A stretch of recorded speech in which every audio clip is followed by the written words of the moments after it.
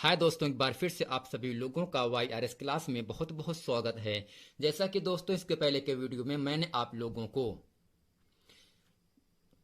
Focus दूरी और वह त्रिज्या के बीच में जो संबंध होता है उसको अच्छी तरीके से बता दिया था। और दोस्तों इसके साथ साथ ही सवालों को लगाते समय जो आपका चिन्ह का सिंबल लगाया जाता है उसको भी, अर्थात और दूरी या नापने जो आपकी चिन्ह पर पाटी होता है उसको भी इसके पहले के वीडियो में अच्छे तरीके से मैंने आप लोगों को समझा दिया था। अगर वो वीडियो नहीं देखे हैं तो नीचे लिंक दिया गया है, प्लीज वहां जाकर आप इस वीडियो को अच्छे तरीके से देख सकते हैं। तो दोस्तों आज की इस वीडियो में हेडिंग आपके सामने यहां से आता है प्रतिबिंब का रेखीय आवर्धन।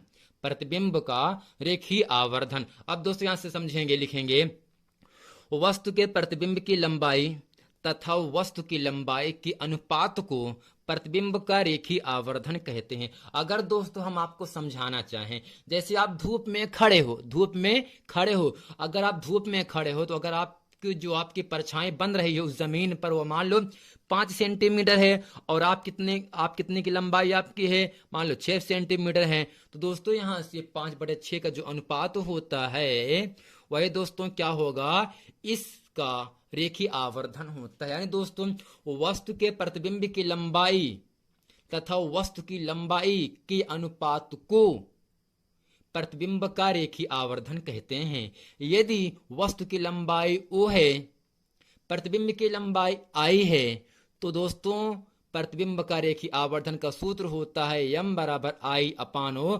दोस्तों इसे हम क्या मान लेते हैं, समीकरण नंबर 1 मान लेते हैं, जहां दोस्तों I क्या है, प्रतिबिंब की लंबाई है, O क्या है दोस्तों, वस्तु की लंबाई है। अगर दोस्तों यहां से यदि दर्पण से वस्तु की दूरी u हो और प्रतिबिंब की दूरी v हो तो दोस्तों रेखीय आवर्धन होता है m बराबर v/, जहां दोस्तों v क्या है, दर्पण से प्रतिबिंब की दूरी है, और दोस्तों u क्या है, दर्पण से वस्तु की दूरी। अब दोस्तों इसे हम क्या मान लेते हैं, समीकरण नंबर 2 मान लेते हैं। अगर दोस्तों समीकरण नंबर 1 व 2 को अगर देखा जाए तो दोस्तों बायां पक्ष यम बराबर है, दोस्तों दायां पक्ष भी क्या होगा, I/O जो होगा दोस्तों आपका V/U के बराबर हो जाता है। दोस्तों यहां से क्या लिखेंगे, समीकरण नंबर 1 व 2 से m बराबर I/O बराबर V/U होता है।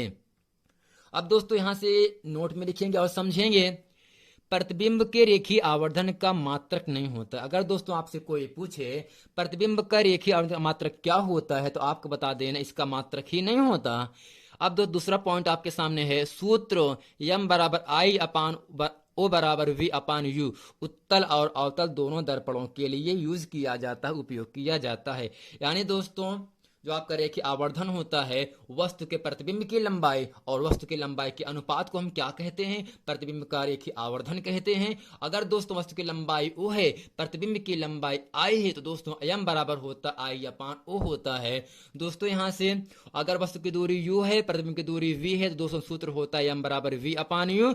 दोस्तों समीकरण नंबर 1 व 2 से बाएं पक्ष m आपस में बराबर है, इसलिए दोस्तों I/O बराबर दोस्तों होता है V/U के बराबर हो जाता है। और दोस्तों m बराबर I/O बराबर V/U, ये जो सूत्र आपका है उत्तल और अवतल दोनों दर्पणों के लिए उपयोग किया जाता है। तो दोस्तों यहां से जो आपका अगली हेडिंग आपके सामने आता है, समतल अवतल तथा उत्तल दर्पण की पहचान। दोस्तों समतल दर्पण, अवतल दर्पण और उत्तल दर्पण की हम पहचान कैसे करते हैं।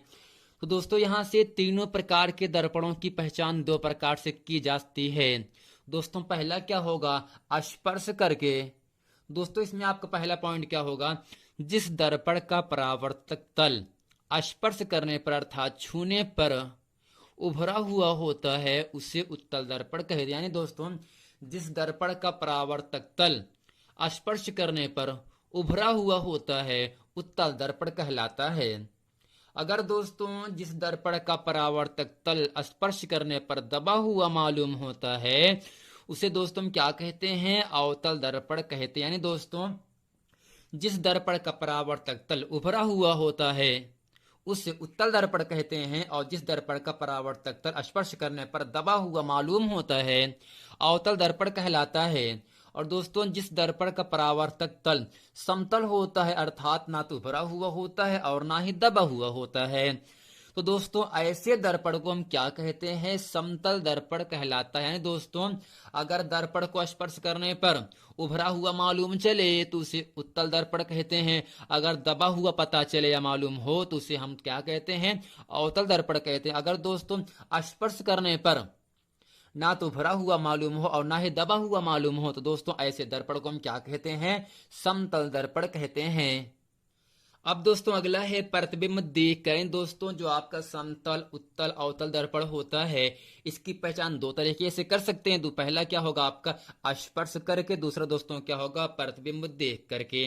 दोस्तों यहाँ से पहला पॉइंट आपके सामने क्या आता है, यदि दर्पण को किसी वस्तु के पास लाकर उसे धीरे धीरे दूर ले जाएं और प्रतिबिंब का आकार घटता जाए तो यह दर्पण उत्तल दर्पण हो। यानी दोस्तों जब किसी दर्पण को किसी वस्तु के पास लाकर, यानी अगर कोई दर्पण है, अगर उसको किसी वस्तु के पास ला रहे हैं तो अगर उसमें उसका आकार प्रतिबिंब धीरे धीरे दूर ले जाने पर धीरे धीरे क्या हो, घट रहा हो, छोटा हो रहा हो तो दोस्तों यह दर्पण जो होगा आपका उत्तल दर्पण होता है।